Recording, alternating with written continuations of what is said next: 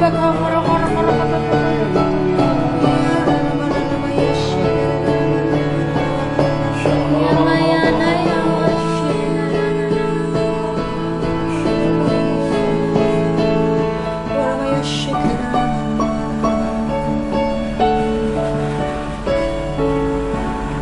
selalu ingat akan kasih-Mu Tuhan. Kami selalu ingat akan kebaikan Tuhan dalam hidup kami. Ketika kami merendahkan diri untuk mencari wajah Tuhan, maka Tuhan memberkati kami, memberkati seisi keluarga kami. Terima kasih Tuhan. Berfirman-Lah Tuhan kepada setiap kami, pribadi lepas pribadi. Kami mau duduk diam di bawah kaki Tuhan Yesus, mendengarkan sepatah kata firman-Mu Tuhan melalui hamba-Mu. Berkati hamba-Mu lebih dan lebih lagi Tuhan, yang selalu menjadi teladan bagi hidup kami, yang memberkati hidup kami dengan menyampaikan semua pesan-pesan daripada-Mu Tuhan. Urapi hamba-Mu lebih dan lebih lagi dengan kuasa ulupan Roh-Mu yang kudus. Terima kasih Tuhan, terima kasih Bapa, terima kasih Roh Kudus.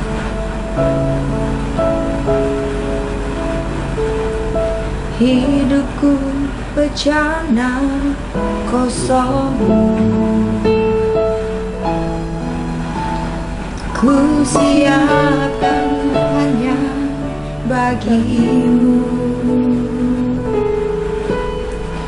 Hidupku bukannya milikku lagi, melainkan Yesus di dalamku.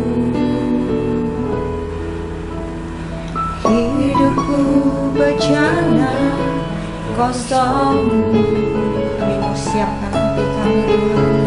Ku siapkan hanya bagi-Mu.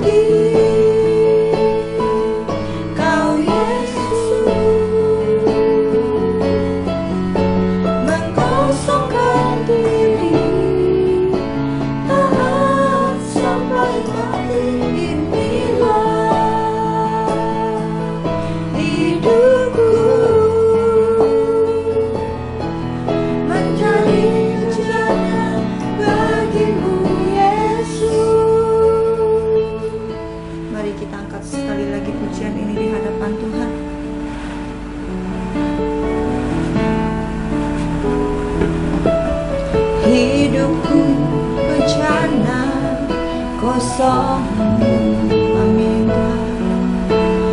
Ku siapkan hanya bagi-Mu. Hidupku bukannya milikku lagi, melainkan Yesus di dalamku.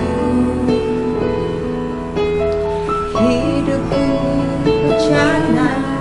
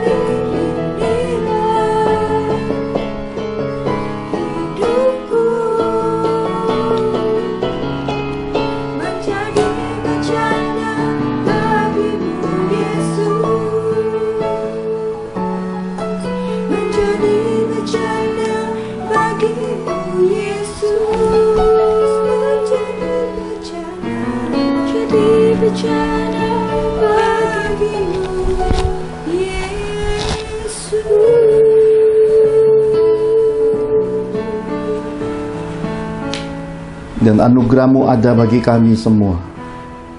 Anugerah yang sempurna. Di dalam kasih-Mu melenyapkan semua ketakutan. Dalam damai-Mu segala kekhawatiran kami tidak ada lagi. Sebab Engkau telah pesankan kepada kami, kesusahan sehari cukuplah untuk sehari. Dalam segala perkara kami harus mengucap syukur. Dan dalam setiap doa-doa kami, menempatkan iman dan percaya kami telah menerima jawaban doa, maka kami menerimanya. Sebab di dalam nama-Mu yang kudus, dalam nama Yesus Kristus Tuhan kami, mukjizat ada, jawaban doa nyata, dan Engkau memberkati kami semua. Sampaikan akan isi hati-Mu sepatah kata firman-Mu bagi setiap kami. Penuhi kami semua dengan roh hikmat, pengertian dan pengenalan yang benar akan Engkau. Urapi kami semua dan berkati kami lagi. Di dalam nama Tuhan Yesus Kristus kami telah berdoa dan mengucap syukur. Mari semua kita yang cinta Tuhan sama-sama katakan amin. Shalom Bapak Ibu yang terkasih di dalam Tuhan. Ini merupakan hari yang ke-11 bila setiap hari kita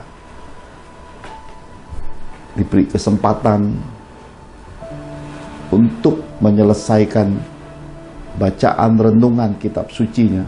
Hari ini sudah ada 11 kitab kita sudah selesaikan, saudaraku. Ada sesuatu yang saya bisa sampaikan lewat apa yang Roh Kudus ajarkan dalam masa merendahkan diri, berdoa, berpuasa, dan mencari wajah Tuhan ini.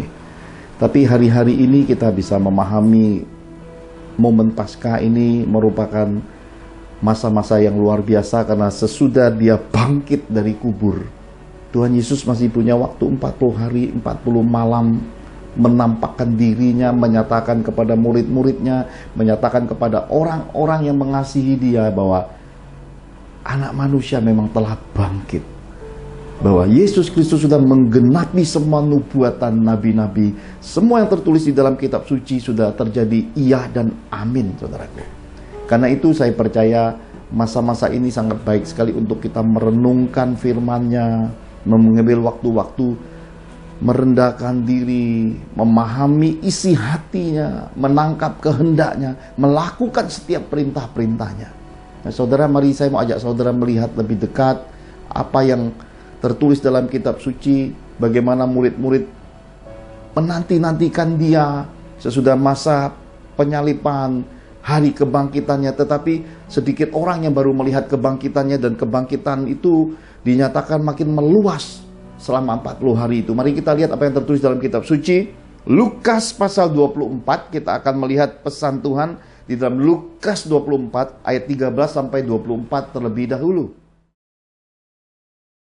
Lukas 24 ayat 13 sampai yang ke-24.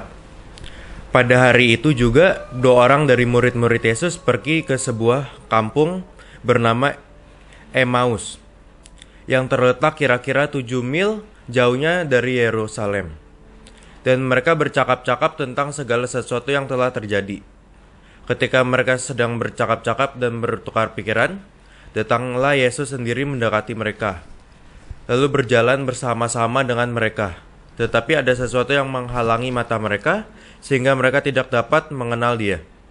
Yesus berkata kepada mereka, "Apakah yang kamu percakapkan sementara kamu berjalan?" Maka berhentilah mereka dengan muka muram. Seorang dari mereka namanya Kleopas menjawabnya, "Adakah engkau satu-satunya orang asing di Yerusalem yang tidak tahu apa yang terjadi di situ pada hari-hari belakangan ini?" Katanya kepada mereka, "Apakah itu?" Jawab mereka, "Apa yang terjadi dengan Yesus orang Nazaret? Dia adalah seorang nabi yang berkuasa dalam pekerjaan dan perkataan di hadapan Allah dan di depan seluruh bangsa kami. Tetapi imam-imam kepala dan pemimpin-pemimpin kami telah menyerahkan Dia untuk dihukum mati, dan mereka telah menyalibkannya. Padahal kami dahulu mengharapkan bahwa Dialah yang datang untuk membebaskan bangsa Israel. Tetapi sementara itu telah lewat 3 hari sejak semuanya itu terjadi. Tetapi beberapa perempuan dari kalangan kami telah mengejutkan kami. Pagi-pagi buta mereka telah pergi ke kubur dan tidak menemukan mayatnya. Lalu mereka datang dengan berita bahwa telah kelihatan kepada mereka malaikat-malaikat yang menyatakan bahwa ia hidup, dan beberapa teman kami telah pergi ke kubur itu dan mendapati bahwa memang benar yang dikatakan perempuan-perempuan itu, tetapi dia tidak mereka lihat.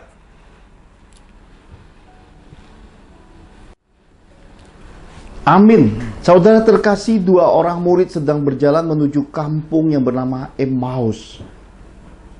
Tiba-tiba Tuhan Yesus ada di dekat mereka. Tetapi ada suatu hal, suatu selubung, suatu keadaan, mereka tidak mengenali Tuhan Yesus. Ini kan sesuatu yang supranatural sebenarnya, saudaraku. Bagaimana mungkin murid-murid tidak mengenal dia, tidak mengenal suaranya selama 3,5 tahun, kemana-mana mengikuti dia. Dan tentu saudara, setiap orang yang sudah karib itu pasti minimal kenal suaranya, kalau tidak lihat lahirianya, tidak lihat wajahnya, suaranya terdengar. Seperti mana saudara sering mendengar suara-suara yang saya sampaikan di dalam khotbah. Meskipun saudara tidak lihat videonya, tidak lihat penampakan saya, tapi saudara bisa kenal suara saya. Tapi kali ini, sesuatu yang supranatural terjadi. Murid-murid tidak mengenal dia, kata kitab suci. Malah bertukar pikiran luar biasanya. Dan berkata kepada Tuhan Yesus sendiri, apakah kamu orang asing sampai kamu tidak tahu bahwa Yesus yang dari Nazaret itu disalibkan? Padahal, nah ini saudara, ada suatu kata padahal. Murid-murid mengutarakan pengharapan bangsa Israel. Karena bangsa Israel berharap Tuhan Yesus itu datang sebagai raja. Seperti Raja Daud membebaskan bangsa Israel dari penjajahan Roma saat itu. Lihat saudara, ketika penafsiran pengertian itu tidak sesuai dengan hati Tuhan, tidak sesuai dengan kehendak Tuhan, semua menjadi keliru. Dikatakan dia seorang nabi, kata dua murid dari perjalanan menuju Emmaus ini. Dia seorang nabi berkuasa dalam perkataan, dalam perbuatan. Lihat, yang paling menonjol yang diingat murid-murid adalah perkataan dan perbuatannya. Tapi murid-murid tidak dapat menangkap isi hati Bapa Surgawi. Mereka tidak memahami untuk apa sebenarnya secara keseluruhan Yesus dilahirkan ke dunia ini dalam usia 3,5 tahun, menyatakan kerajaan Allah sudah tiba, kerajaan Allah sudah datang, tahun rahmat Tuhan diberitakan, kemerdekaan, pembebasan para tawanan, kesembuhan, mukjizat, pembebasan umat Tuhan, dan dinyatakan bahwa Anak manusia berkuasa mengampuni dosa umat manusia. Mereka tidak dapat memahami isi hati Bapa Surgawi. Karena itulah mereka hanya ingat akan dia seorang nabi. Dia berkuasa dalam perkataan, berkuasa dalam perbuatan. Karena kalau kita baca kitab Injil, kita akan menemukan satu-satunya juru selamat di dalam dunia ini yang bisa berkata, jadilah tahir, orang kusta menjadi tahir. Jadilah sembuh, orang menjadi sembuh. Berjalanlah, yang lumpuh berjalan. Dan bagaimana dia menghidupkan orang-orang yang sudah mati. Hanya dia, Yesus Kristus, saudaraku. Setan-setan berteriak ketakutan, berkata, ada urusan apa engkau yang kudus dari Allah? Setan-setan mengenal dia, saudara. Setan-setan yang ada di muka bumi ini mengenal dia. Jadi di dalam usia 33,5 tahun, dia menyelesaikan karya salibnya di Kalvari. Di Golgota itu kita sudah belajar kebaktian Jumat Agung tentang makna kematian Yesus, dan kita belajar juga minggu lalu tentang surga Yesus Kristus, di mana keadilan, kedaulatan, kebenarannya berlaku bagi seisi dunia ini, berlaku bagi semua umat manusia, saudara. Saya menangkap hal-hal yang luar biasa di dalam masa-masa merendahkan diri, berdoa, berpuasa, mencari wajah Tuhan pada momen April tahun 2021 ini. Sesuatu yang berbeda sekali, saudaraku. Ketika kami di penghujung bulan Maret, sebelum memasuki tanggal 1 April, kami duduk di sini, Tuhan berkata pada saya, ajak anak-anakmu, keluargamu berdoa sebelum esok memulai masa merendahkan diri, berdoa, berpuasa, mencari wajah Tuhan. Saya duduk, ketika saya mengangkat tangan, Tuhan berkata, nah, ingatlah akan aku. 23 tahun yang lalu engkau duduk di sebuah space tempat Di samping tempat tidurmu, di rumah kontrakan bundamu dulu, jaraknya hanya sekitar, hanya mungkin semeter kurang. Kau duduk seorang diri, tidak ada siapa-siapa di dalam hidupmu. Hanya engkau dan aku, kata Tuhan. Lalu saya semakin mengangkat tangan dan berkata, bersyukur aku Tuhan. Hari ini aku merendahkan diri seperti engkau perintahkan, mencari wajahmu, berdoa, berpuasa, sesuai kehendak dan pimpinan Roh-Mu. Ada anak-anakku, ada keluargaku hari ini. Aku tidak sendiri lagi. Lalu saya juga berdoa dan berkata, jikalau engkau mempercayakan umat-Mu untuk dibimbing, digembalakan, untuk dimentoring, aku berdoa juga buat mereka sebanyak mungkin yang kau percayakan. Biarlah masa itu tiba, dan sampai akhir hidup hamba-Mu ini, kiranya pengenalan, pemahaman akan engkau, pengertian akan firman-Mu, bagaimana memahami isi hati-Mu itu, bisa terimpartasi dan bisa dikenal oleh umat-Mu secara benar, secara murni, dan menurut pimpinan Roh-Mu, menurut kebenaran firman-Mu yang utuh. Tuhan tersenyum, saudaraku. Dan kami sekeluarga mengangkat perjamuan di hadapan Tuhan. Ada sesuatu yang berbeda di masa merendahkan diri, berdoa dan berpuasa ini. Mengapa? Karena waktunya terasa begitu cepat. Mungkin juga dikarenakan saya membaca satu hari satu kitab, saudaraku. Jadi ada 66 kitab di dalam Alkitab itu. Satu hari Tuhan berkata pada saya, selesaikan satu kitab. Ada sesuatu yang lain ketika saya membacanya, saudaraku. Waktu terasa begitu cepat dan lihat, tahu-tahu sudah jam 6 sore lagi. Tahu-tahu sudah jam 6 sore lagi. Jadi waktu begitu cepat berlalu.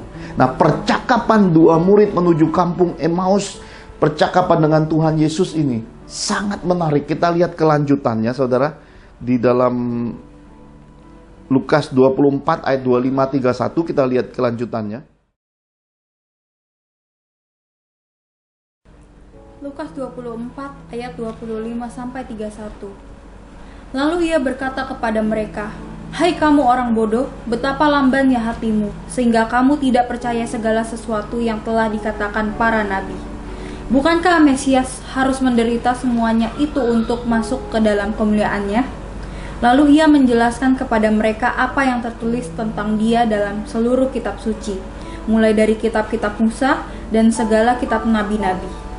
Mereka mendekati kampung yang mereka tuju, lalu ia berbuat seolah-olah hendak meneruskan perjalanannya. Tetapi mereka sangat mendesaknya, katanya, "Tinggallah bersama-sama dengan kami, sebab hari telah menjelang malam dan matahari telah hampir terbenam." Lalu masuklah ia untuk tinggal bersama-sama dengan mereka. Waktu ia duduk makan dengan mereka, ia mengambil roti, mengucap berkat, lalu memecahkannya dan memberikannya kepada mereka. Ketika itu terbukalah mata mereka, dan mereka pun mengenal dia, tetapi ia lenyap dari tengah-tengah mereka. Amin. Saudara terkasih, Tuhan Yesus berbicara masih seperti sebelum dia disalibkan 3,5 tahun itu. Dia adalah pribadi, seorang guru, seorang master, rabi, nabi, pengajar yang tegas. Dia tidak berubah meskipun dia sudah mati dan kemudian dibangkitkan, saudara. Dia tetap menegur murid-muridnya dan berkata, "Hai kamu orang bodoh." Apakah saudara masih terjebak dengan perkataan kasar yang gak enak dengernya? Tuhan Yesus ternyata juga berkata, "Hai kamu orang bodoh." Apakah akan masuk pada intonasi kelemah lembutan?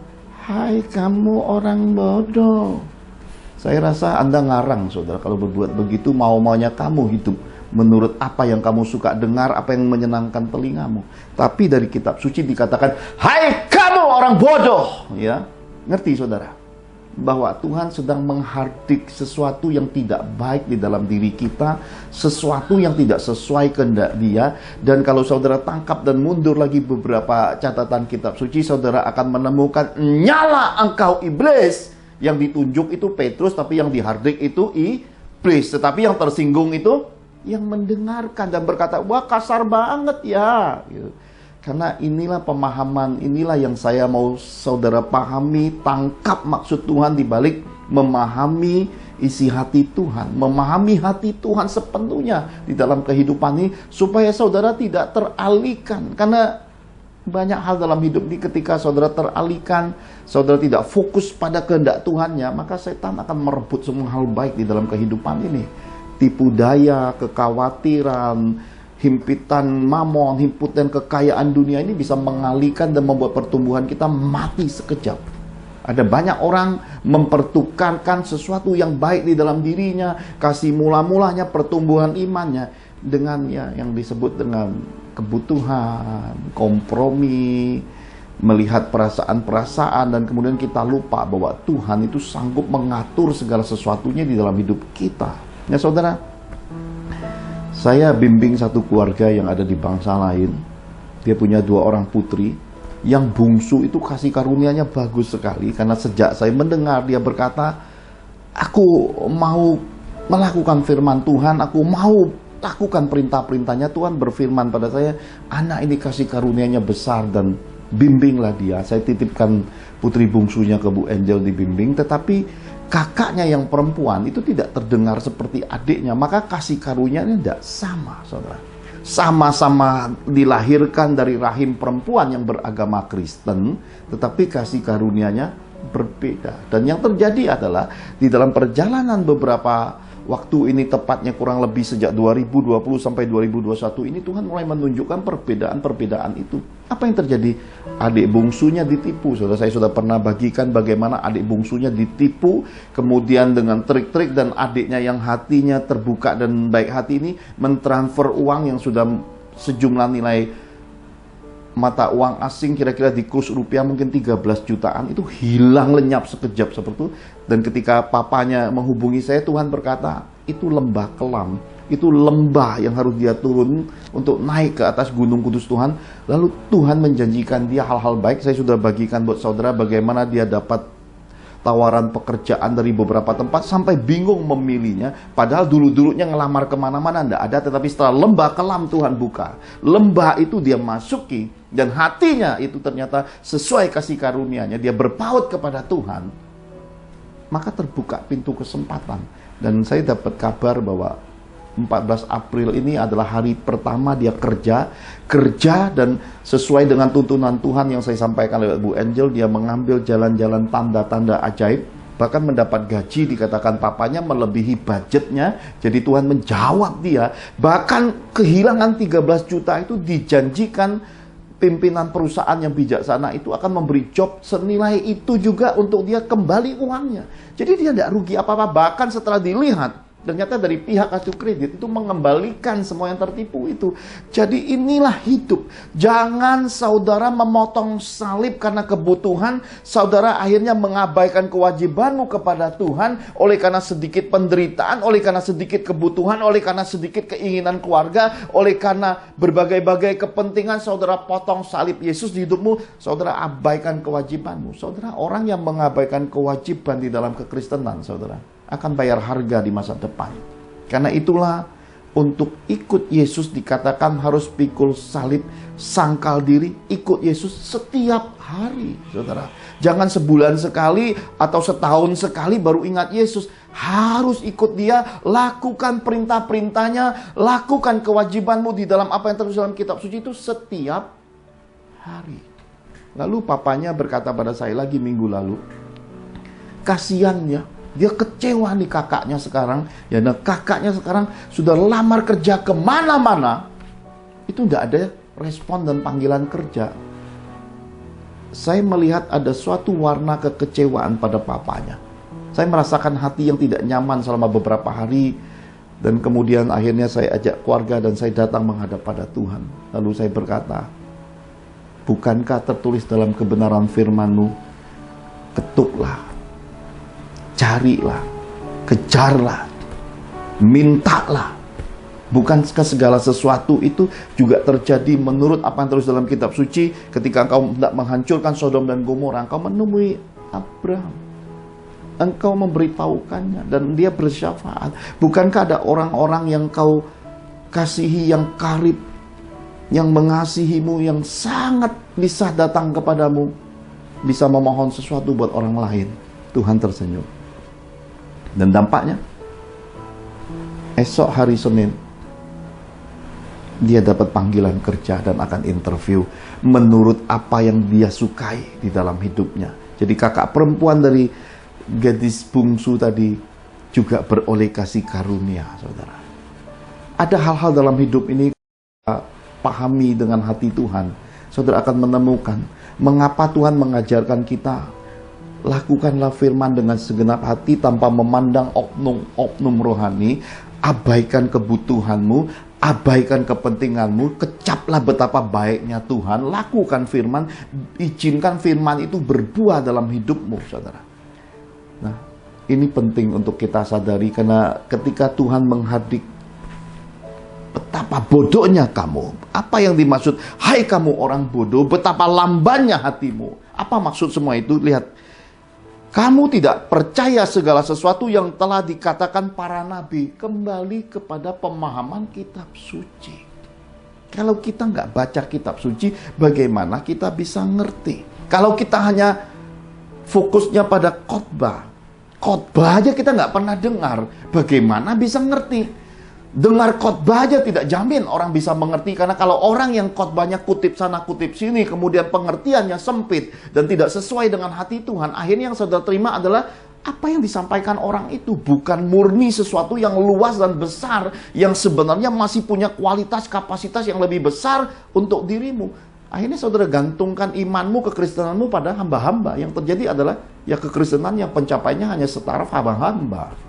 Kita harus mencapai taraf kekasih, sahabat di hadapan Tuhan dalam kehidupan ini. Karena itulah saudara, ada banyak kali Tuhan pesankan kepada saya, anak-anakku sudah malas mendengar suaraku.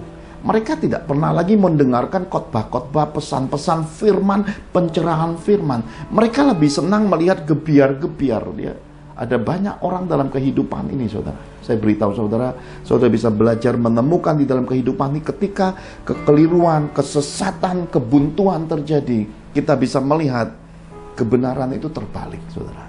Saya berkata sekali lagi, kebenaran itu bisa terbalik dalam kehidupan, saudara. Contohnya begini. Saudara pergi belanja. Kemudian dikatakan Rp40.000, lalu saudara memberi Rp50.000 dan kemudian si penjual mengembalikan uang kepada saudara Rp60.000. Saudara ambil, kemudian jalan berapa langkah, saudara, loh kok banyak amat? Ada banyak orang meneruskan perjalanan ini. Kenapa? Karena tidak ada engkau di sampingku kawan, ya. Gak ada orang yang memperhatikannya. Jadi ada banyak orang terus ngambil uang orang lain yang bukan haknya. Tapi orang-orang benar akan berbalik dan berkata, maaf ya, ini kelebihan kembaliannya, dikembalikan saudara 50.000-nya. Kenapa? Karena hidup takut akan Tuhan mendasari perbuatannya. Kejujuran itu adalah buah hidupnya, kualitas dan standar hidup dan kepribadiannya. Dia kembalikan karena dia tahu kalau ngambil yang bukan haknya, itu cepat lambat akan terjadi di dalam hidupnya. Apa yang terjadi? Bahwa ketika saudara menyakiti orang, merugikan orang lain, hal yang saudara tabur itu suatu hari akan saudara tuai. Kalau tidak terjadi padamu, terjadi pada generasi anak cucumu. Keadilan Tuhan berlaku buat semua orang. Apa yang kamu tabur, itu yang kamu tuai. Nah, satu lagi saudara. Suatu hari ketika saya masih pegang perusahaan, ketika masih di dunia sekuler, saya menemukan kitab suci, saudara, dari mobil sitaan. Lalu bingung bagaimana mengembalikan, nggak kenal dan ini terputus karena kan namanya barang sitaan, saudara ya. Karena merasa sayang, saya simpan itu kitab suci dan setelah saya buka, wah kitab sucinya sudah kuno dan tua sekali dan sudah lepas-lepas.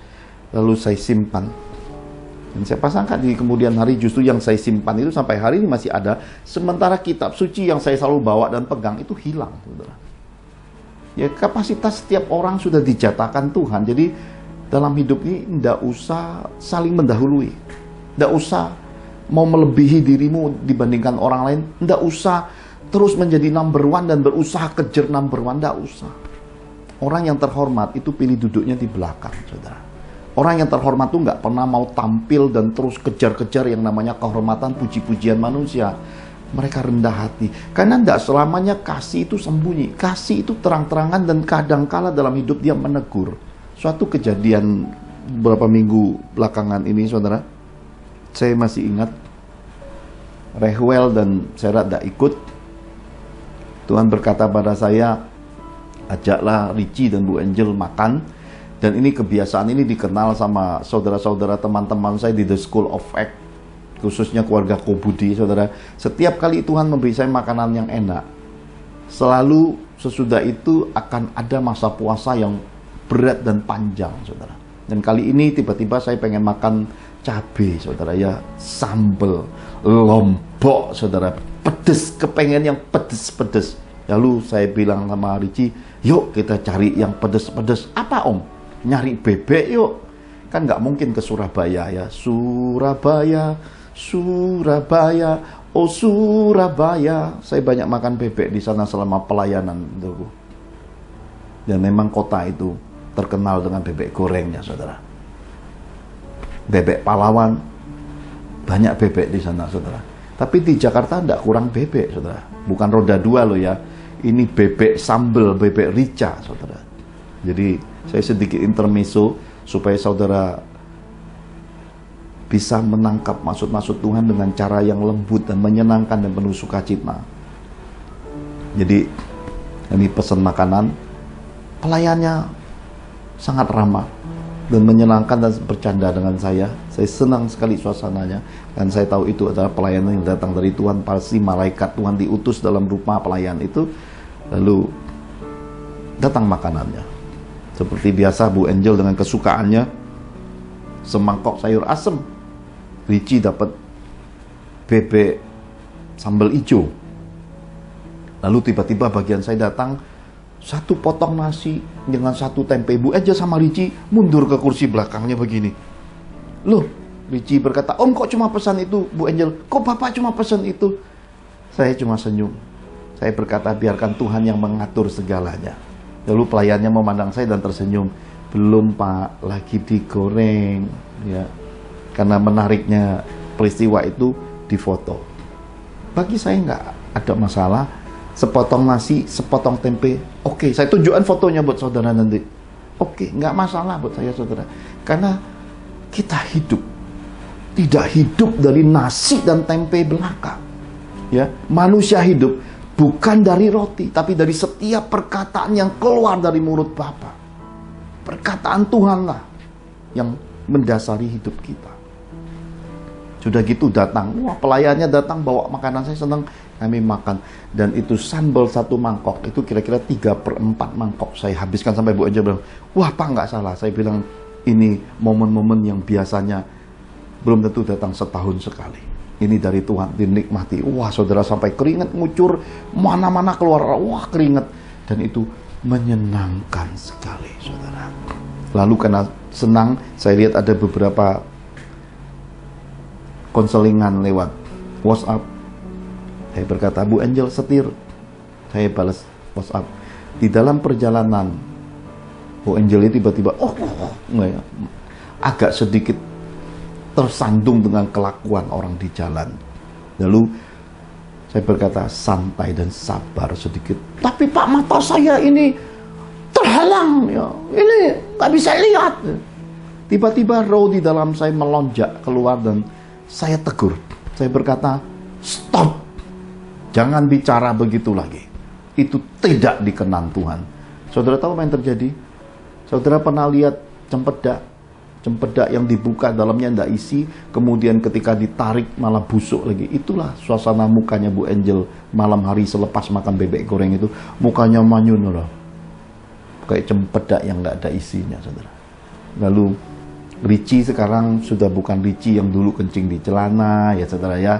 Richie yang naik sepeda kakinya nggak sampai. Richie sekarang adalah Richie yang sudah remaja, yang sudah paham akan isi hati Tuhan, yang sudah banyak dapat bimbingan saya dalam hidupnya. Masuk kamar saya sharing. Bu Angel di bawah seperti biasa kalau lagi manyun nyuci piring, saudara. Piringnya digosok berkali-kali, mungkin udah jadi piring emas di situ, udah keluar warna emas ya saudara. Ya, ini Tuhan ajarkan buat kita semua lewat pelajaran ini. Kebetulan terjadi ke Bu Angel. Saudara boleh tertawa, tertawakan dirimu. Karena yang terjadi di Bu Angel itu hanya hitungan menit dan beberapa menit saja, saudara. Saya sharingkan ke Richie, saya berkata gini, Richie, coba pahami, untungnya apa buat Om Johan ketika tegur mamamu? Nggak ada. Untungnya apa seorang Pastor Johan menyampaikan peringatan-peringatan Tuhan buat umatnya? Nggak ada. Murni semua ini karena pimpinan rohnya. Seorang hamba yang murni yang melakukan kehendak Tuhan itu di dalam pimpinan roh. Kalau saudara telaah pada penyampainya, ini nggak populer, ini nggak menyenangkan buat penyampainya, bisa-bisa dibenci, bisa-bisa disalahartikan oleh pendengarnya. Tapi inilah hati seorang hamba, penjaga dari pintu-pintu Tuhan, harus melakukan kehendak Tuhan dengan segenap hati. Lalu saya berkata pada Richie, kamu mimpi pergi ke luar negeri, Om sudah mulai doakan. Om sendiri sebentar lagi akan masuk di dunia pekerjaan pelayanan Tuhan yang semakin besar, luas, dan mungkin akan banyak pergi kemana-mana. Tiba-tiba, apa yang ditabur mamamu yang berkata, matanya nggak bisa lihat, ada halangannya. Seluruh dunia tahu, medis pun tahu bahwa Bu Angel itu matanya ada katarak, tapi kecil sekali. Bahkan kemarin diperiksa di dokter mata, kataraknya malah nggak bertambah, ada kecenderungan hilang. Bahkan keluar dari klinik itu Bu Angel berkata, kalau gini dengan mukjizat Tuhan besinya bisa hilang katarak ini. Bagaimana mungkin sehabis makan enak kena teguran sekali tiba-tiba manyun. Ya, ini hidup. Saudara tidak menemukan dalam hidup pelajaran seperti ini kalau saudara tidak masuk di dalam keluarga Tuhan, saudara. Kenapa? Karena pelajaran-pelajaran ini mendasari kehidupan. Apa yang kamu alami baru bisa kamu ajarkan. Karena orang buta nggak bisa mengajarkan orang buta. Lalu saya berkata pada Richie ada di London, Om lagi pergi ke bangsa lain juga. Tiba-tiba mamamu nyetir karena sudah waktunya perkataan itu berbuah dan matang jadi dosa, dan kemudian tiba-tiba nabrak orang. Kenapa? Setan bilang dulu pernah bilang terhalang dari perkataan kita, setan masuk dan jadi celah dan kemudian nabrak orang. Duar! Richie ditelepon, mama nabrak orang di kantor polisi. Om ditelepon, mama lagi di kantor polisi nabrak orang. Kita harus pulang jauh-jauh dari luar negeri. Masalah masa depan itu bukan dari masa depan, dari hari ini yang kita biarkan terjadi. Lalu saya jelaskan, saya ajarkan pemahaman ini, barulah Bu Angel kemudian sadar dan Richie mulai diberi Tuhan hati bijaksana, ngingetin mamanya bahwa semua itu benar adanya. Itu teguran dan itu bagian kalau kita filter dengan kitab suci dengan iman, itu perkataannya nggak boleh diucapkan, saudara. Ada banyak orang di dalam kehidupan ini teledor dengan perkataan, teledor dengan tulisan, mengumbar dirinya untuk setan masuk di dalam hidupnya, saudara. Saya beritahu saudara, 1000 nyanyian mengasihani diri sendiri itu tidak berharga di hadapan Tuhan. Tapi satu nyanyian syukur itu lebih berharga dari 1000 hari nyanyian mengasihani diri sendiri dalam hidup ini. Ini mesti kita pahami, saudara. Ini hati Tuhan. Dan ketika Bu Angel sadar, iya Pak, keliru, sadar. Minta ampun, kita berdoa, kita tumpangi tangan, pemberesan, selesai. Lalu bisa melihat, iya ya, itu keliru. Nah inilah disebut masa-masa kebodohan. Anak-anak Tuhan sering masuk pada masa-masa ini dan membiarkannya sesudah matahari tenggelam masih bertambah-tambah, berlarut-larut, dan semakin besar dan semakin lama akhirnya tenggelam dalam kegelapan yang pekat yang disebut masa-masa kebodohan. Nggak boleh, saudara. Saudara mesti kembali ke firman, kembali pada kasih Yesus, rendahkan hatimu, rendahkan dirimu, koreksi hatimu, koreksi dirimu, pahami hati Tuhan. Kalau saudara sudah terima teguran dan hajaran Tuhan, ketika saudara bertobat, saudara akan melihat pintu kasih karunia terbuka semakin besar. Lalu saya berkata, Bu Angel pernah kesaksian tepatnya di tanggal 10 Maret 2021. Tiba-tiba saya dapat sebuah kiriman berita WhatsApp dari Lotemat, saudara. Lotemat ini dari Korea. Dikatakan datang ke tempat kami di hari ulang tahun Bapak ini untuk mengambil hadiah ulang tahun. Maka saya pergi sama Bu Angel ke Lotemat yang di Kelapa Gading. Kasih kartu, kasih KTP, kemudian di foto-foto, dan Bu Angel senang dibukanya. Wah! Hebat Tuhan Yesus itu, hebat Tuhan Yesus itu. Dia bilang, apanya yang hebat? Bapak itu dihargai sampai Lotemat aja menghargai seorang bapak. Saya berkata, iya, ini pasti Tuhan. Lalu dia berkata, yang lebih hebat lagi Pak, ini hadiah Bapak ini. Sebenarnya saya mau beli beberapa bulan ini, cuma kok rasanya sayang, harganya cukup mahal, dan sayang uang ini kan dipakai buat pelayanan, hanya untuk beli pisau. Enggak sayang, saya percaya Tuhan akan menyediakan. Siapa sangka Bapak ulang tahun malah saya dapat satu set yang saya mau. Ini sebuah kado ulang tahun saya yang ternyata menjawab kebutuhan Bu Angel. Itu pisau pemotong sayur, pemotong buah, itu satu set diberi di kado ulang tahun saya. Lihat, apa yang tidak terpikirkan, tidak terlintas di hati, yang belum diucapkan. Kalau saudara hidup dalam perkenanan Tuhan, saudara hidup mengerti isi hati Tuhan, saudara diberkati. Ini yang harus kita pahami. Maka teguran Tuhan itu selalu dikaitkan dengan kitab suci. Jadi pelaku firman. Percayalah, tidak akan sia-sia orang yang bersandar jadi pelaku firman dalam hidup ini. Karena kalau ketika saudara potong salib, saudara tahu risikonya apa yang terjadi. Orang benar aja, si RV-nya saudara, 19 Desember 2020 itu terbalik. Tapi karena firman Tuhan, orang benar jatuh, tidak tergeletak. Sampai bikin kaget kepolisian DLL-AJR, sampai bikin kaget petugas ambulan. 4 orang keluarga di Johan itu selamat, tidak ada sedikit pun lukanya, hanya sedikit memar kecil. Dan kaget mereka beberapa hari sebelumnya di tempat yang sama, kejadian yang sama, 4 orang meninggal dunia. Sementara keluarga de Johan, mobilnya yang meninggal dunia. Kenapa? Karena yang lama dibuang, yang baru datang. 1 hilang, 2 datang. Itu Tuhan lipat ganda. Itu menggenapi kitab suci. Itu tanda-tanda bagimu bahwa itulah orang yang hidup di kenan Tuhan, orang yang hidup dalam perkenanan Tuhan, dan firman Tuhan berlaku atas mereka. Kita mesti tangkap bagian-bagian ini. Tuhan Yesus pada akhirnya menceritakan kepada 2 murid dalam perjalanan ke Emmaus ini, saudara. Dan saya melihat bagaimana ketika pencerahan firman itu dibuka, mereka mengundang Tuhan Yesus untuk duduk, saudara, tinggal dengan mereka, makan dengan mereka, saudara. Ini luar biasa. Dan ketika Tuhan mengambil berkat makanan, memecah-mecahkannya.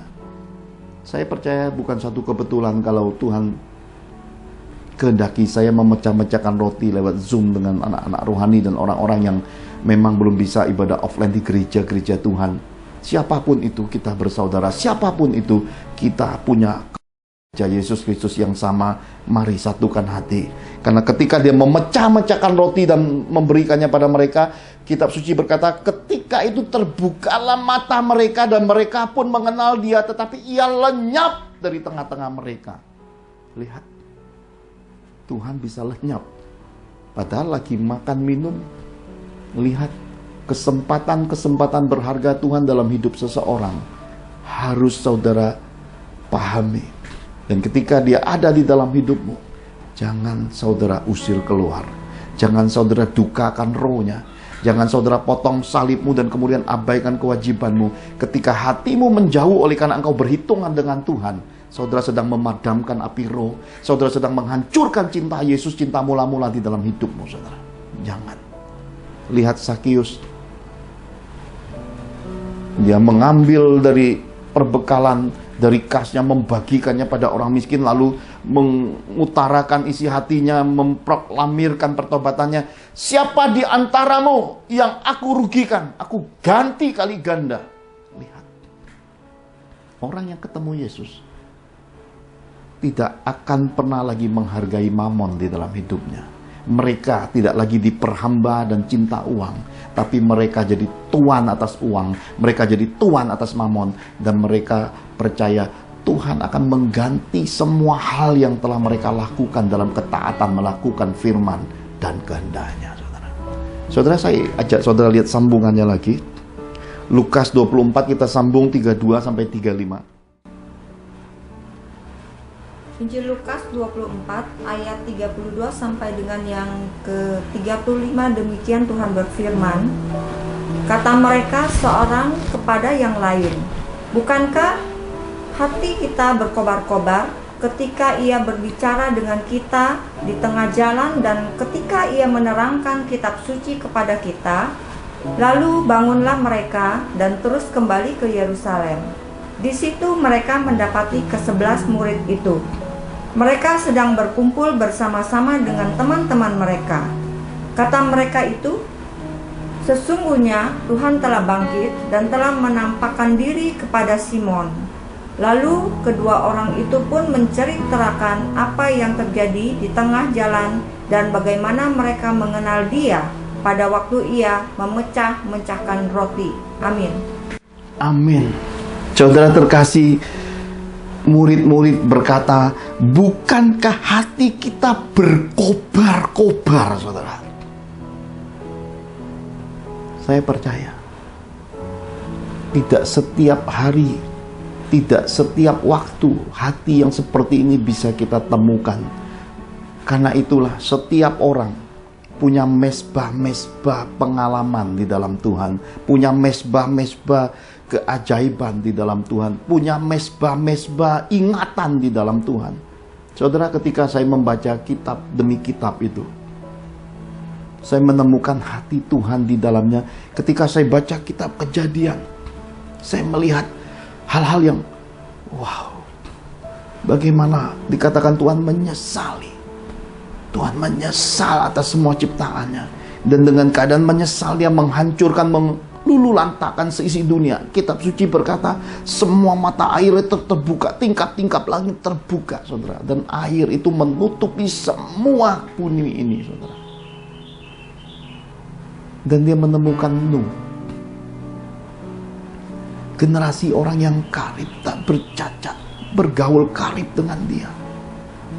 Dan kemudian beralih menemukan seorang Abram. Dan saya masuk di figur Abram, ketemu figur Ishak juga, ketemu juga figur Yakub, ketemu figurnya Yusuf. Saya masuk dan semakin saya baca, saya banyak menangis baca kitab Kejadian ini. Dalam satu hari menyelesaikan kitab Kejadian dengan air mata, saudara. Dan ketika masa penggenapan nubuatan Tuhan 400 tahun, Yusuf meninggal dunia di Mesir. Raja menggantikan Firaun itu tidak mengenal Yusuf. Mulai terjadilah masa-masa memahitkan. Dan Musa dilahirkan, dikatakan dalam keadaan, diterjemahkan bahasa Indonesianya cantik, saudara. Ya. Jadi orang ganteng, orang gagah itu bayinya cantik, saudara ya. Maka jangan heran ketika kita lihat bayi laki cantik, ya. Itu ganteng, itu berwibawa, dan itu pasti punya bakat orang besar. Dan 40 tahun dia menemukan panggilannya, berusaha menolong saudara-saudara sebangsanya, malah orang-orang sebangsanya yang menyakiti dia dalam pelariannya. Ternyata dia bertemu dengan jodohnya.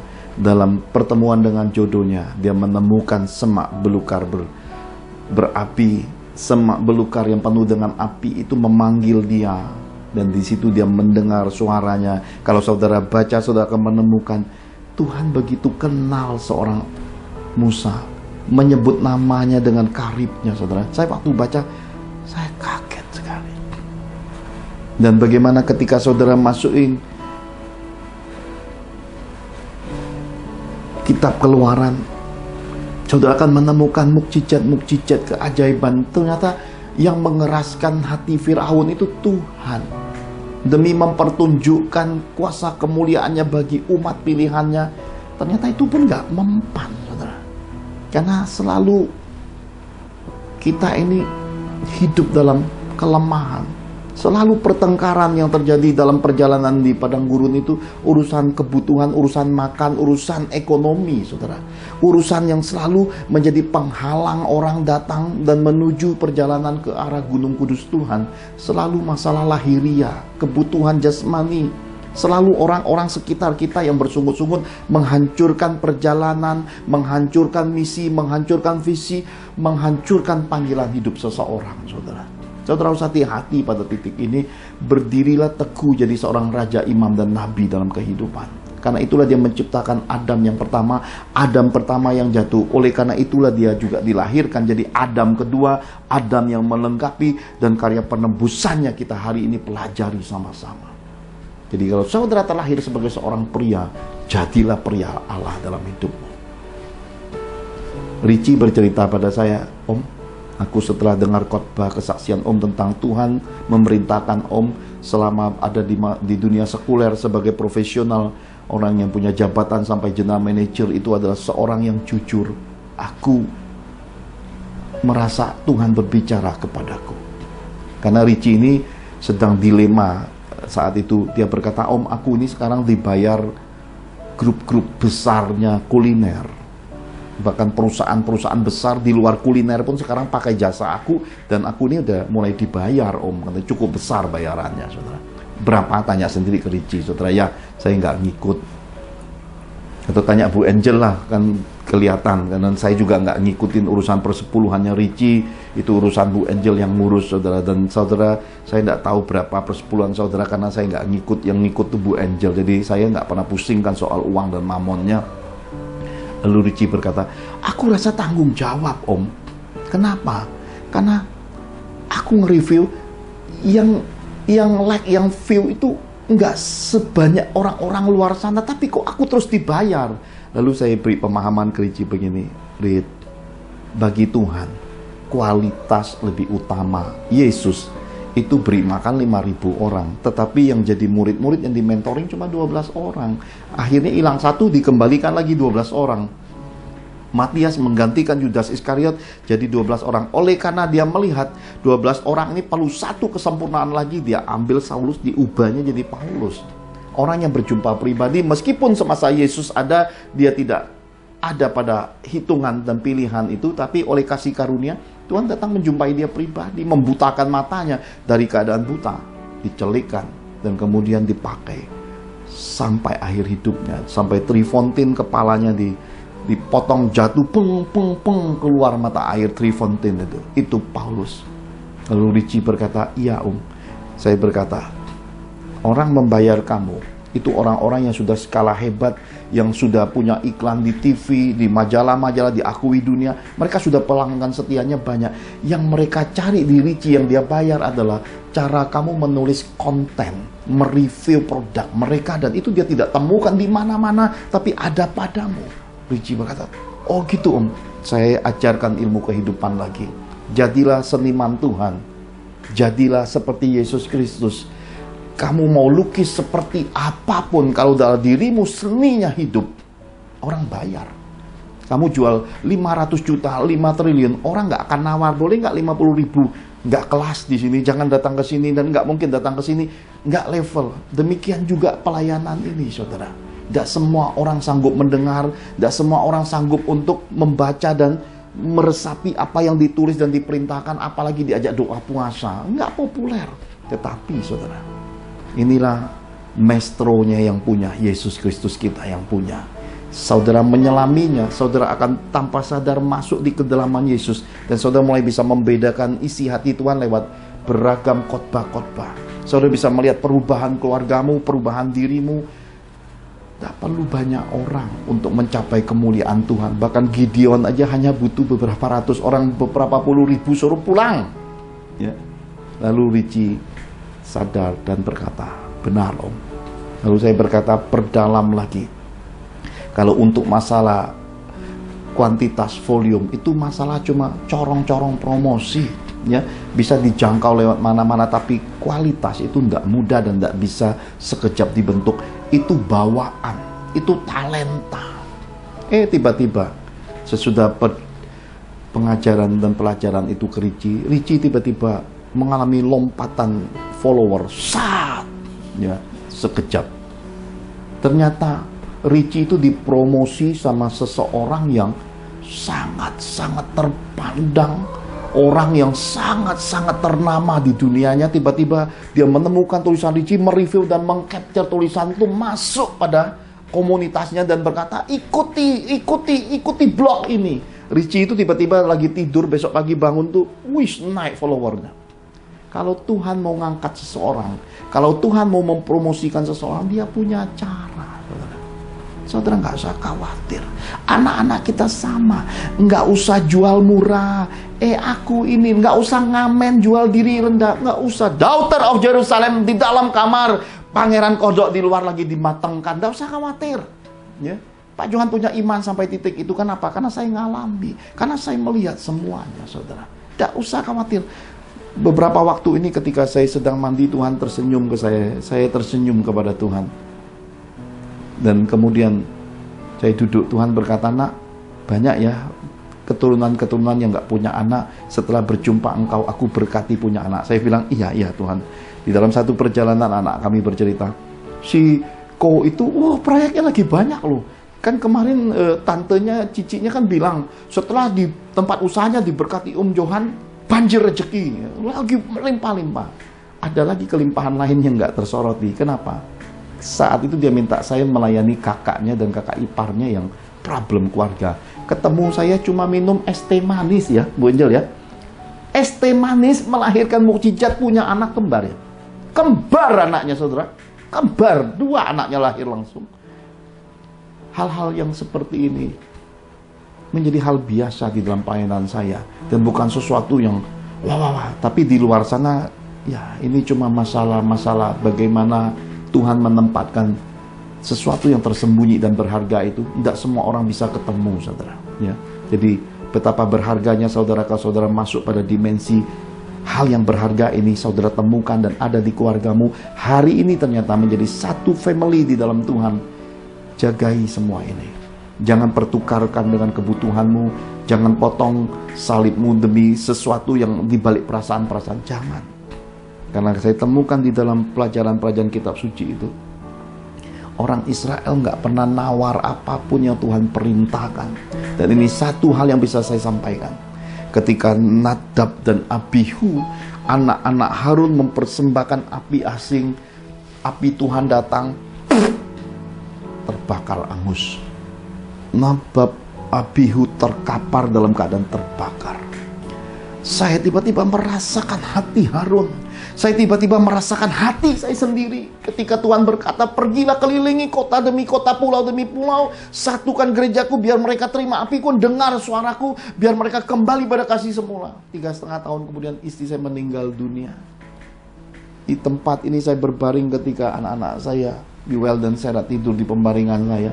Pagi-pagi benar dia berdiri di samping saya dan berkata, nah, kalau engkau tidak mau melayani aku lagi, tidak mau berdiri di mimbarku, di altarku, umatku akan kehilangan suara kemurnianku. Saya merasakan perkataan itu ketika saya baca perkataan Musa. Jangan kamu berduka cita, nanti kamu dan satu keluargamu dengan umat Tuhan akan bayar harga mahal, akan mati. Tetapi yang harus berduka cita adalah umatnya, bukan kamu imam. Karena imam sudah dikuduskan, tidak ada kepentingan apa-apa lagi. Ketika seseorang dipanggil Tuhan, ketika seseorang sudah respon panggilan Tuhan, dia harus mengabaikan semua hal dalam hidupnya.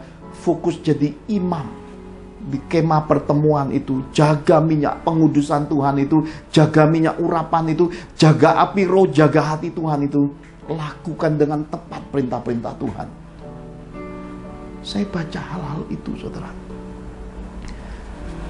Hati ini, saudara, ada banyak aliran air matanya.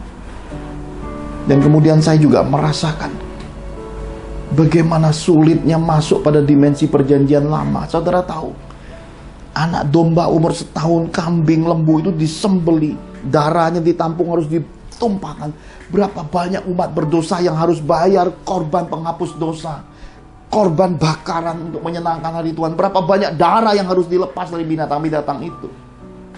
Saya berkata, Tuhan, kekotoran umat Tuhan disiram di bawah mezbah itu, di tempat-tempat di mana Engkau perintahkan. Dan bagaimana ketika dibuang undi, kalau jatuh pada Asasael, itu binatang harus dilepas ke padang gurun, dan semua orang yang mengerjakan itu menjadi tidak tahir, menjadi najis, seharian penuh harus mandi, dan sesudah matahari tenggelam baru kudus lagi.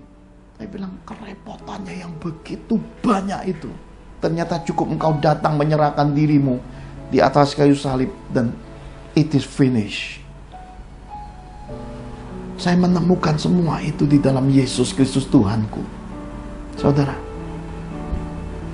Tuhan berkata, engkau menjejaki kakimu dalam keadaan kehidupan tidak punya apa di dunia ini, tidak punya apapun, tapi engkau mulai menempatkan kemuliaan. Ini saya menjawab candaan Rehwel dan Serat dan Ricci. Soalnya terakhir ini bongkar lemari, saya ketemu rapot, dia berkata, wah, pesannya nilai kita beda. Rafael bilang, nilaiku sudah memperbaharui garis keturunan. Karena nilainya memang bagus, saudara ya. Ya kan anak rankingan. Richie, aku juga ya. Serat, mirip papa ya. Ya buah jatuh nggak jauh dari pohon. Tapi saya bilang sama Serat, kalah kamu sama papa. Papa dulu nilai segitu udah sangat luar biasa. Sekarang ini cuma apa nilai apa? Nilai apa? UKM. KKM ya. Dulu KKM-nya segitu, sekarang setinggi ini. Maka saya bilang, saya dorong kalian kenapa? Harus memperbaharui garis keturunan melebihi papa. Ya. Lihat papa dengan keadaan begini, papa bisa bangun rumah.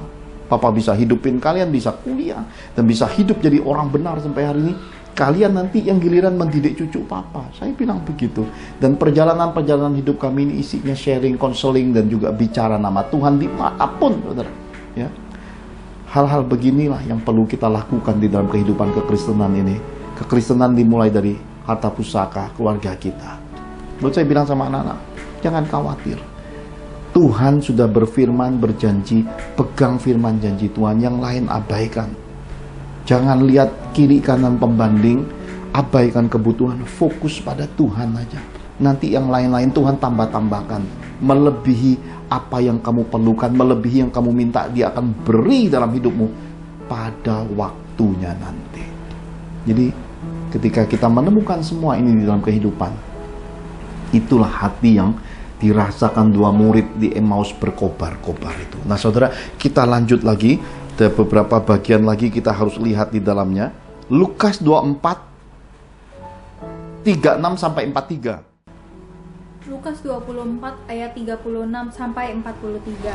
Yesus menampakkan diri kepada semua murid. Dan sementara mereka bercakap-cakap tentang hal-hal itu, Yesus tiba-tiba berdiri di tengah-tengah mereka dan berkata kepada mereka, "Damai sejahtera bagi kamu." Mereka terkejut dan takut dan menyangka bahwa mereka melihat hantu. Akan tetapi Ia berkata kepada mereka, "Mengapa kamu terkejut dan apa sebabnya timbul keraguan-raguan di dalam hati kamu? Lihatlah tanganku dan kakiku, aku sendirilah ini. Rabalah aku dan lihatlah, karena hantu tidak ada daging dan tulangnya, seperti yang kamu lihat ada padaku." Sambil berkata demikian, Ia memperlihatkan tangan dan kakinya pada mereka. Dan ketika mereka belum percaya karena girangnya dan masih heran, berkatalah Ia kepada mereka, "Adakah padamu makanan di sini?" Lalu mereka memberikan kepadanya sepotong ikan goreng. Ia mengambilnya dan memakannya di depan mata mereka. Amin. Saudara terkasih, dikatakan mereka terkejut. Padahal Tuhan Yesus sudah berkata damai sejahtera bagi kamu, tapi tetap mereka terkejut. Ini bukan terkejut biasa, karena terkejut ini dimulai ketika Yesus berjalan di atas air. Mereka berkata hantu, ya. Hantu yang sama di atas air ketika Tuhan Yesus berjalan masih terbawa di hari kebangkitannya. Mereka berkata sedang melihat hantu, dan itu di dalam hatinya, dan di dalam keterkejutan mukanya menampakkan mereka terkejut dan ketakutan. Ternyata di dalam kehidupan ini, meskipun kita sudah punya Yesus, sudah beragama Kristen, sudah sering dengar khotbah, sudah tahu bahwa Yesus punya kuasa, ternyata di dalam diri manusia masih ada hantu ketakutannya, saudaraku ya. Kenali hantu-hantu ketakutan ini. Takut anak-anaknya nggak jadi orang, takut keluarganya nggak cukup makan, takut dan hitungan kalau kita taati kewajiban Tuhan nanti kita nggak cukup. Semua hantu-hantu ketakutan ini pada diri kita banyak, akhirnya kita nggak fokus dan muka kita bisa kelihatan di depan Tuhan, muka yang banyak hantunya, saudara. Ya, hati-hati, saudara. Ya, ini Tuhan tidak kenan. Maka Dia beri pembuktian pada masa kebangkitannya, dikatakan, "Lihat tanganku dan kakiku, aku sendirilah ini, rabalah." Ya, dan lihatlah, hantu nggak ada daging tulang. Tuhan Yesus ngerti, ngerti. Sengerti-ngertinya betapa kita ini sering terjebak pada keadaan lahiriah. Karena yang kadang-kadang rohani yang mau kita kejar, tapi kita terjebak di dunia rohani, akhirnya kita masuk dunia hantu-hantu. Saking rohaninya, akhirnya terhilang di dunia roh. Karena nggak mencapai iman yang kualitas. Karena tidak memahami hati Tuhan. Karena tidak jadi pelaku firman dan melakukan perintah-perintah Tuhan dengan segenap hati. Terhilang di alam roh. Dan kemudian Tuhan datang secara fisik dan berkata, hantu gak punya tulang, hantu gak punya daging. Raba kasih lihat. Yang luar biasa, saya melihat suatu tulisan, Tuhan Yesus tuh tahu loh saudara, bagaimana untuk melepaskan semua hantu-hantu yang ada pada diri orang-orang Kristen. Dikatakan, adakah padamu makanan di sini? Ini keren ya. Kenapa?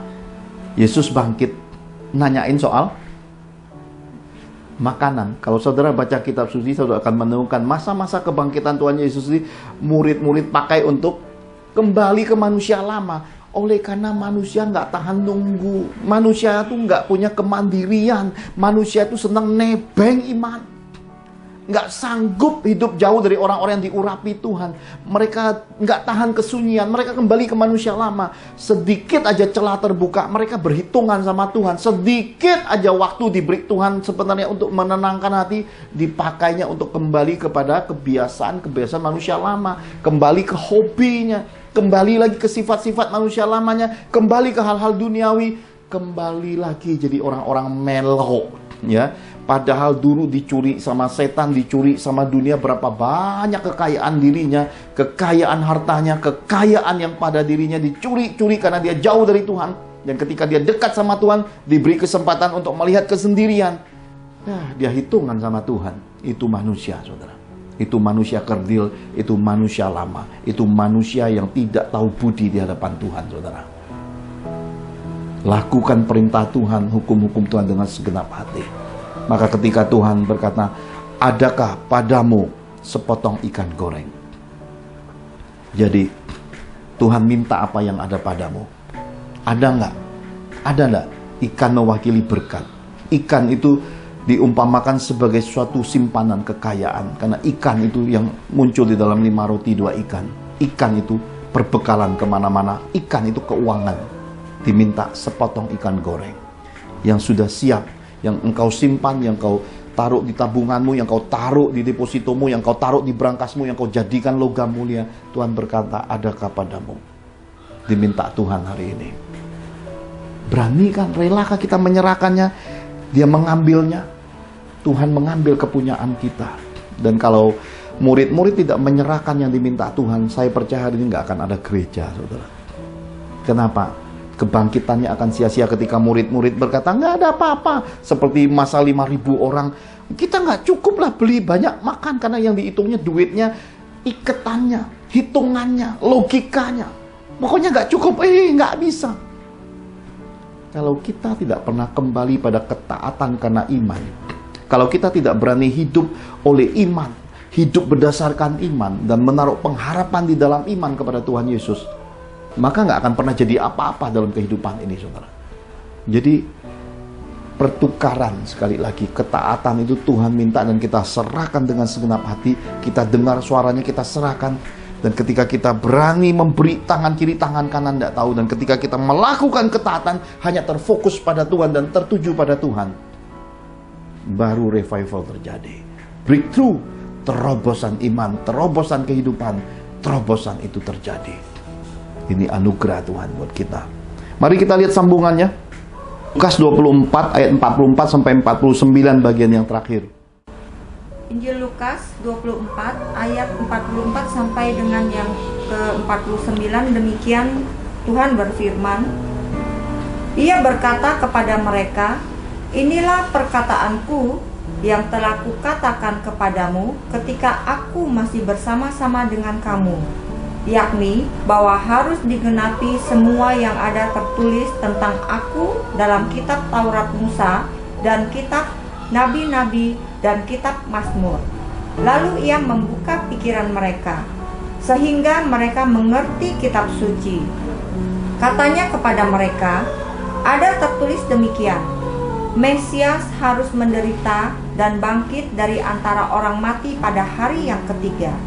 Dan lagi, dalam namanya berita tentang pertobatan dan pengampunan dosa harus disampaikan kepada segala bangsa, mulai dari Yerusalem kamu adalah saksi dari semuanya ini, dan aku akan mengirim kepadamu apa yang dijanjikan Bapakku, tetapi kamu harus tinggal di dalam kota ini sampai kamu diperlengkapi dengan kekuasaan dari tempat tinggi. Amin. Amin. Lalu Yesus membuka pikiran mereka sehingga mereka mengerti kitab suci. Kalau kita mengerti kitab suci, kita baru bisa mengerti hati Tuhan.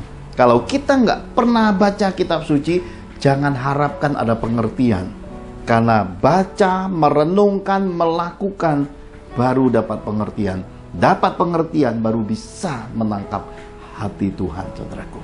Dan kalau kita sudah memahaminya bahwa semuanya ada jawabannya di dalam kitab suci, kita tidak akan ragu-ragu ikut Tuhan. Kita tidak akan tawar-tawar perintah Tuhan. Kita nggak akan kompromi di balik kebutuhan, di balik logika, di balik tangisan, di balik hal-hal yang disebut perasaan-perasaan palsu, di balik apa yang disebut lahiriah keadaan kita, kemudian segala perhitungan manusiawi kita. Kita akan berhenti dari semua itu. Kenapa? Karena nanti kalau kita mulai belajar, saudara, pada titik hidup dan masa depan,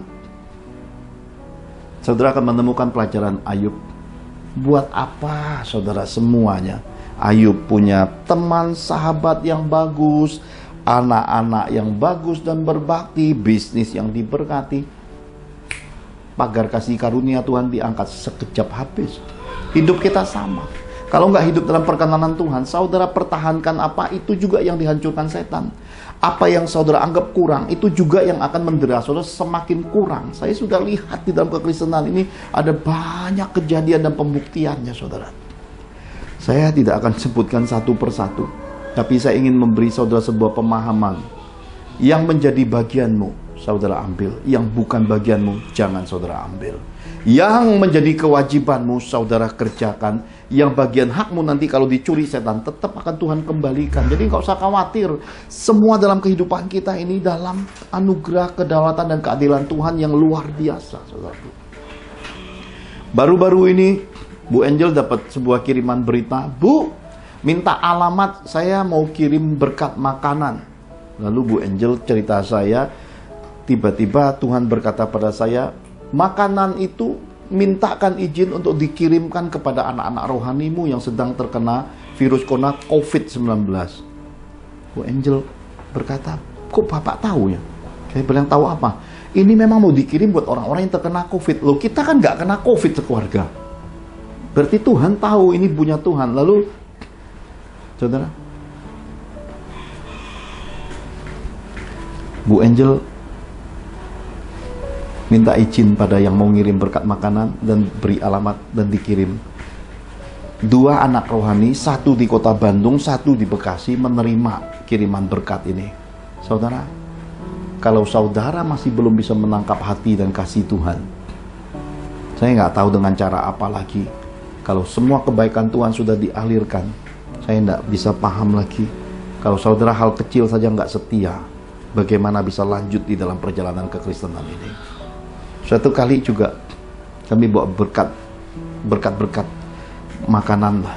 Ada bakso, ada kerupuk, ada kue buat anak kecil ini, itu disemaikan kepada, ya, termasuk ponakan rohani saya lah sebenarnya secara garis Tuhan. Dia belum pulang kerja, ada suami anaknya yang masih kecil di rumah. Bu Angel drop karena kami ini ketemu banyak orang, kami pilih untuk tidak singgahnya menyampaikan bingkisan Tuhan. Dan saudara tahu, suami dan anak kecilnya merekam pemberian itu dan dikirimnya ke Bu Angel. Saudara tahu, ketika kita menghargai kasih, ketika kita menghargai dan bersyukur apa yang kita terima, itu kembalian buat manusia aja. Bu Angel bilang, Pak, lihat, saya senang, saya kirim ke papanya, saya kirim ke omanya, karena sukacita itu saya bagi. Betapa luar biasanya kasih itu, saudara. Tapi jangan sampai dalam kehidupan ini saudara tidak pernah bersyukur dari apa yang Tuhan beri dalam hidup saudara. Dengan cara kita mengembalikan hak Tuhan, kewajiban di dalam Tuhan, itu sebenarnya kita sedang membuat Tuhan tersenyum lewat hidup kita, saudara. Karena itulah saya tidak mau di dalam hidup ini dibebani apapun, saudara. Tuhan sudah berkata, kesusahan sehari cukup sehari. Asal ada makan, ada minum, cukuplah. Saya nggak mau pusingkan apapun di dalam hidup ini, saudara. Karena saya nggak pernah kejar yang berlebih-lebihan dalam hidup ini. Apa yang bisa saya kerjakan untuk jadi berkat bagi kemuliaan Tuhan, saya kerjakan. Meskipun kadang-kadang itu bagi banyak orang, mereka berkata, wah nggak populer, banyak pengorbanannya. Nggak apa-apa. Saya tidak pernah berhitung. Ketika saya berkorban tidak dilihat, kemudian keluarga mengalami dampak pengorbanan untuk kasih Yesus itu, ya apa-apa. Itu bagian dari salib Yesus yang kami pikul. Dan ketika tiba-tiba Tuhan mencurahkan kemurahan buat kami, itu juga nggak apa-apa. Saya bagikan, baik dengan keadaan kurang maupun keadaan lebih, saya tetap harus saksikan, karena kehidupan pelayanan dan penginjilan ini harus transparan. Miskin, kaya, semuanya untuk Tuhan, enggak untuk kita. Karena mati ini enggak bawa apa-apa, saudara. Ketika kita lapar seperti ini, lihat, berhari-hari nanggung, enggak makan, enggak minum, enggak apa-apa, ya. Alirkan semua berkat itu untuk memuliakan Tuhan. Jadi dalam segala perkara bukan lagi rahasia. Kenapa? Karena hanya Yesus jawaban hidupku. Hanya Yesus yang jadi berkat dalam hidupku, dan hanya untuk Yesus aku hidup, untuk memberkati semua orang. Mari kita angkat kedua tangan sama-sama. Kita selesaikan ibadah ini dalam doa dan doa berkat. Pastor Serat akan berdoa dan melepaskan berkat Tuhan.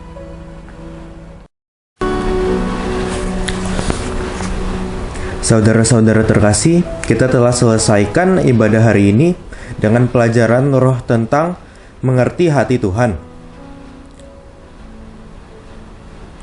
Marilah kita jadi pelaku firman Tuhan dengan segenap hati dan membuang semua alasan, perhitungan, dan sifat-sifat manusia lama kita yang menghalangi kita untuk semakin dekat dan mengasihi Tuhan kita Yesus.